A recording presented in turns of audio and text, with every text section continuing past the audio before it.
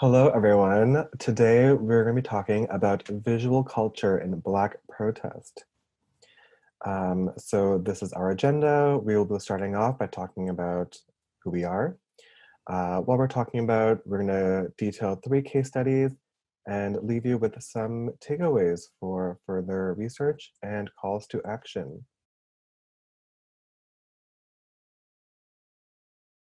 Okay, so who are we?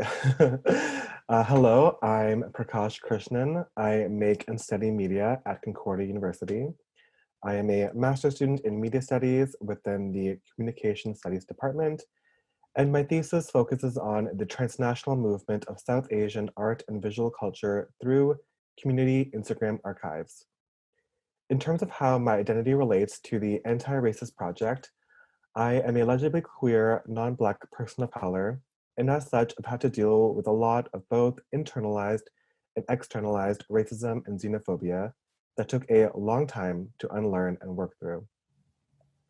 At the same time, while I was dealing with these systems and microaggressions, I was witnessing the ways in which these structures that were harming me emotionally, mentally, and spiritually had more acute physical consequences for my Black and Indigenous friends and community members, whether that be through racial profiling, violence, disregard for bodily autonomy, heinous stereotyping, etc., I realized it wasn't enough to silently support my more marginalized community, but that it was my responsibility to utilize the access and platforms I had to advocate for Indigenous and Black liberation, because without it, none of us will be free from the racist, hierarchical, systemic, and white supremacist structures that govern us here in this place called Canada. Ooh. Okay, and I'm Kristen Young. I'm an archivist and records manager who specializes in working with community archives. So through my studies and my work, I delve into the idea of archives for those within the Black, specifically Caribbean diaspora. And I look at ways we can use archives to tell stories of displacement, home, and the home away from home that alters our perceptions as a community. So my identity as a femme Black Jamaican woman of color means that the Anti-Racist Project helps me push for change that drives me every day. As someone with multiple intersections who has to live in and attempt to thrive in the colonialist white supremacist structures of our society, I find it extremely important to help others understand the ways our society and our structures are inherently broken so that we can all do the work of rebuilding in ways that remove marginalizations, remove imbalances of power, and treat every person with the dignity and respect that they deserve.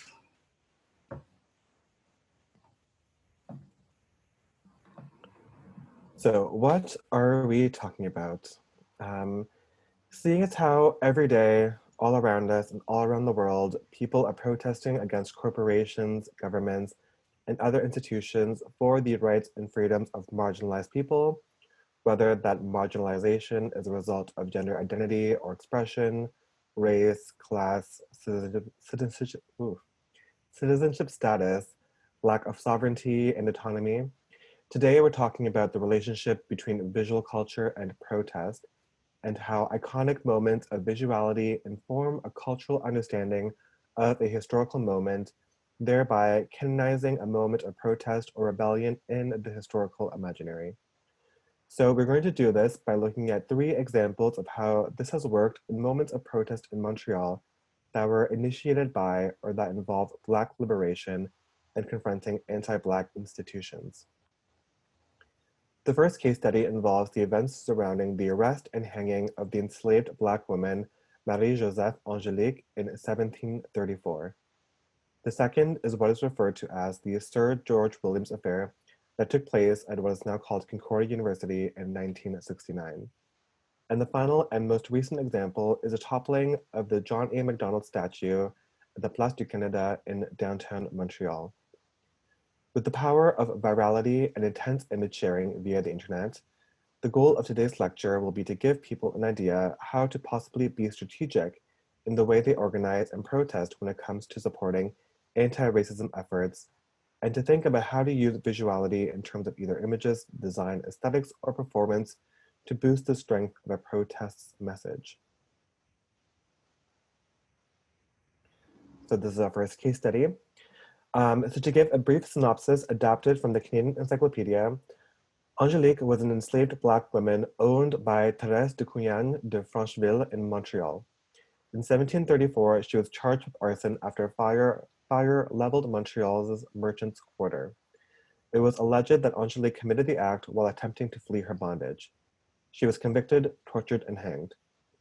While it remains unknown whether or not she set the fire, Angelique's story has come to symbolize Black resistance and freedom.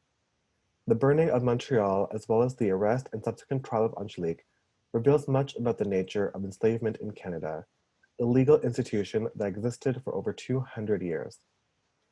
It is possible that Angelique did not set the fire, but she made the ideal scapegoat for the crime. She was Black, enslaved, poor, and a foreigner, and so in every respect, every aspect was a social outcast. As a slave, Angelique had no rights that New France or white society would respect. It is possible, however, that Angelique did indeed set the fire. She had many grievances against white society in Montreal. Whites had enslaved her, stripped her of her freedoms and human rights, and had taken her from a homeland that she clearly loved. In Montreal, she had attempted at least once to escape from enslavement, but was thwarted. Arson had played a role in that earlier escape. Centuries later, Marie-Joseph Angelique has become a symbol of Black resistance and freedom. The image of the burning old port and the resilience of this most precarious of people, a Black enslaved woman, has stayed with us and continues to be reproduced in art almost 300 years later in paintings, murals, mixed media arts, stage plays, and poetry. When you image search Marie-Joseph Angelique, this portrait is the most frequent to appear. I personally love this image as it showcases her defiance towards the structures that enslaved her and highlights her strength and agency instead of repeating the slave narrative and the aestheticization of Black death that non-Black people have become much too comfortable with witnessing. Okay, so our second case study is the Sir George Williams affair. So 6 Black Caribbean students of Sir George Williams, now Concordia, accused Professor Perry Anderson in April of 1968 of racially motivated grading. He was giving Black students lower grades than whites in a course required in order to pursue a medical degree. In the following academic year, the university convened a committee to gather evidence, reach conclusions, and make a decision on whether Anderson's actions were A, provable, and B, racist. The original committee fell apart because the 2 Black professors who had been brought on to show Sir George was diverse backed out. The university finally did create a committee and convene a hearing, but there had been a stipulation that committee members had to be approved by Anderson and the students, and that wasn't done. So the students entered into the hearing already with raised tensions.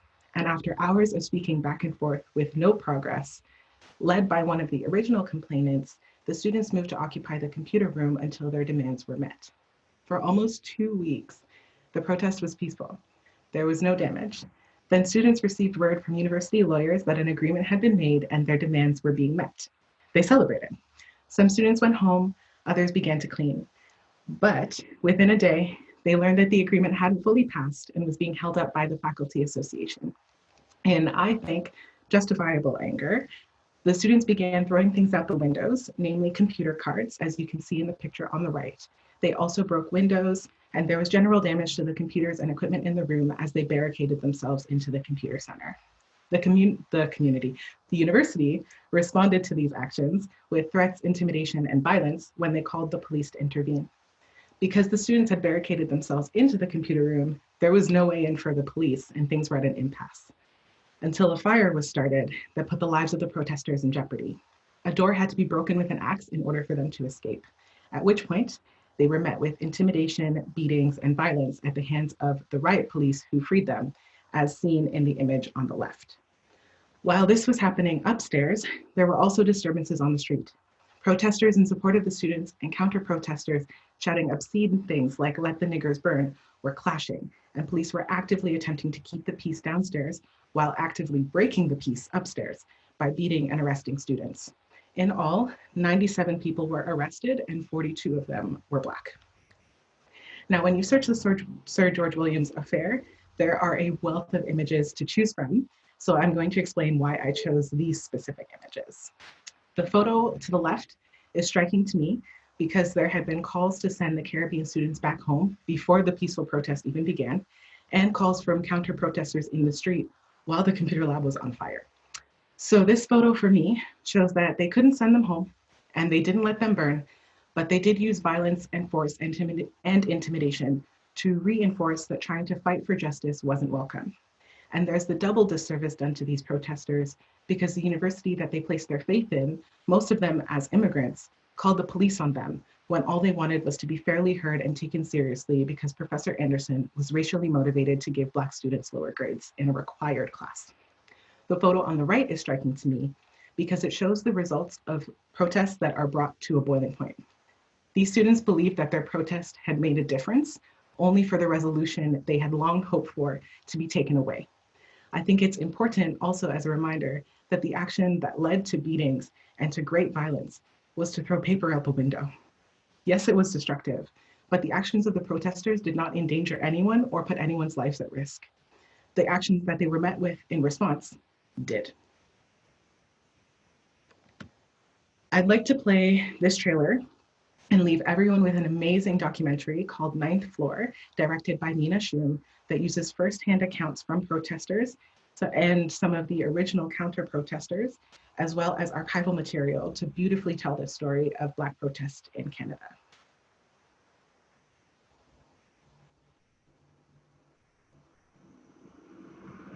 Are you prepared to stand up for your rights? Are you prepared to stand for your rights? So everybody, let's get upstairs. Let's take a stand now. Let's go. Everybody that believes in justice, take a stand.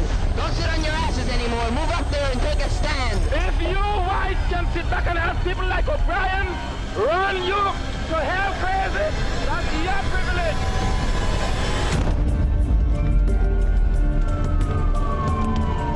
We as students feel that we have a right to be heard. As far back as 10 months ago, the Black students had laid some charges of racism against a Sir George Williams professor. I suppose in my heart, I figured we'd occupy it and 2 days later it'd all be resolved and everybody would be happy and we'd be singing Kumbaya. Not exactly what happened. It was so fast. It was one of the very first times in my life that I was actually afraid for my life. We were tricked. It was not a victory. People were yelling, burn, burn. This chanting of let the burn, they wanted us to die. That shook me to my core, of course, because that means that there are people around who don't mind seeing other people perish.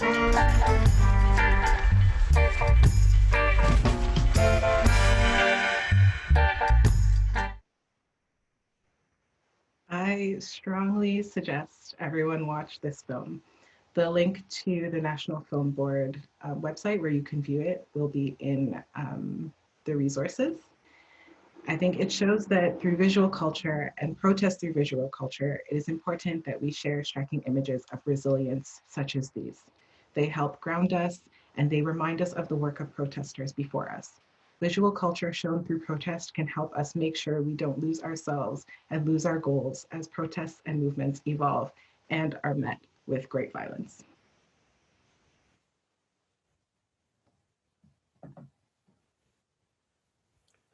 And this is our third and final case study, which happened very recently. This summary is adapted from the CBC. A group of activists toppled the statue of Sir John MacDonald in Place du Canada in downtown Montreal in the aftermath of a protest calling for the defunding of the police force.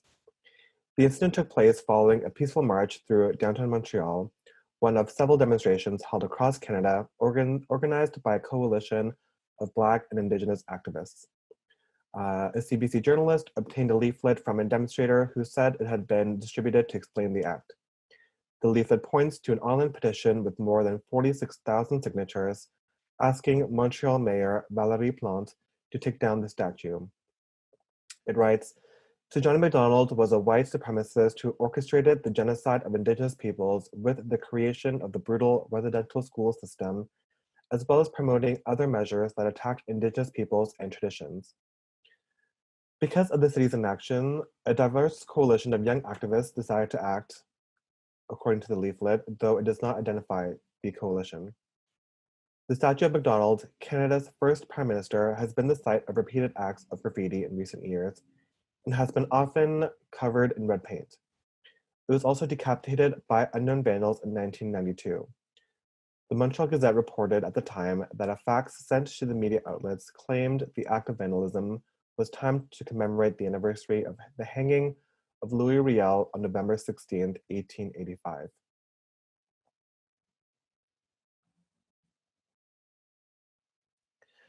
This video, adapted from the one posted by @nor_or_not on Twitter, has been seen over 1.5 million times on the platform.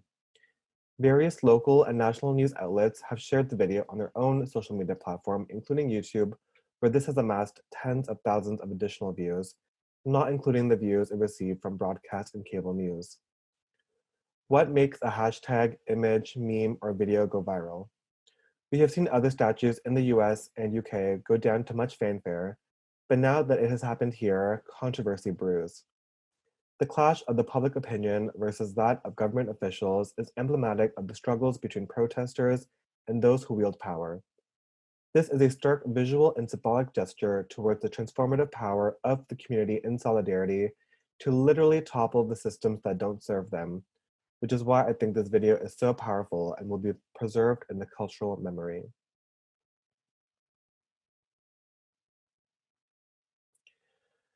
Okay, so now, Kristen, that we've given this talk, how do you think that the people listening can incorporate these principles into their lives as either students or educators or community organizers? I think they can do that by remembering the reasons why people protest and remembering the ways in which these images of protest can be motivation and can show them that it has been done before, we have made social change before, and showing previous protests while you do your own protests or while you create your own protests can be very motivating, as I said before. It can show you that there is a point to what you're doing and that even the smallest action can make a big difference. So in thinking of like the images and media we just saw today, is there anything particular about them or maybe one in particular that really struck you? I think across all of them, it goes back to each individual action is like each drop of water is part of the big like flood, right? So I think each of the things that we brought up, Angelique was one person. The student protesters, yes, there were 200 of them, but all of them worked together in a concentrated effort. Each individual person did a thing that was part of the protest. And in the toppling of the statue, 46,000 people agreed it should be toppled and nothing happened. But the few people that day took action, individual action that led to social change. And so I think that all of the images together are very striking because they can be used for motivation and they can show us that each individual person can be shown through protest, can use protest to make collective change. And I'm going to turn it around on you and ask, how do we then use this culture? I've used the word motivation a lot, but with motivation and with a lot of people comes the need to strategize. So how can we strategize and actually use visual culture to organize and to lead protests? Mm-hmm. Yeah, I think like in this particular moment, it is extremely important to be really strategic with how we organize. One, because we live in such a deeply capitalistic system. Often we just do not have the amount of leisure time required, or that we would love to have in order to, like get together, meeting groups, and organize and plan these like really momentous protesting occasions. Also, we're all living in COVID-19's 2020, where, we're most often confined to our homes, occupying like government offices. If there's no one in them, that doesn't really serve the same function. So it's important to think, differently about how we get our message across, how we get them, to our communities, and also how we get them to, the people in power. And so thinking about visual culture, especially in terms of like how we can circulate media through social media, is really important. So let's say, if the most recent example, the toppling of the statue of Sir John Macdonald, if that had happened, and maybe just, happened, it was not filmed and people talked about it through word of mouth, maybe the people who saw it in person might have been like radicalized in that moment. That is a pretty limited number of people. However, having millions of people see this video online, having it circulate across Canada and transnationally, it like really like fuels a greater fire. It's getting more people involved. It's like sparking more discussions. People are asking more questions, and I think this is like a really effective way of mobilizing like a smaller effort, or like an effort of like a few individuals, and getting like a much greater community involved. In the protest, in these discussions, in these conversations, which is how we like start working towards like systemic change. Yeah, I would agree 100%. And so if people are interested in, learning more about protesting, about Canadian media, we have some general resources here. So the first one we'd like to plug, specifically about Canadian media and anti-racism, is a podcast called Do the Kids Know? That Kristen, I think you and I are involved. So yeah, we produce and host this podcast. I highly suggest you check it out at dothekidsknow.ca. If you're interested in reading more specifically about the idea of protest aesthetics and how do we memorialize protests in the age of the internet, I co-authored this chapter called Art of the March, Archiving Aesthetics of the Women's March, which will be available in the book Design and Political Dissent, Spaces, Objects, Materiality, which is coming out next month from Routledge. And if you're interested in finding out ways to get involved in more local efforts or national efforts, we suggest checking out Black Lives Matter Canada at blacklivesmatter.ca. We also have more resources and kind of like a bibliography relating to more media and examples for the 3 case studies we had. So we have things to read, things to watch, and things to enjoy. Thank you so much for taking the time to listen to us, and we hope this has been insightful and motivating. And this is a big anti-racism. It's a big challenge, but I believe that truly, like together, we can work to overcome it and create a positive change. Beautifully said. Thanks for having us. Thanks, Jamila, and thanks, Kristen. Thanks, Prakash.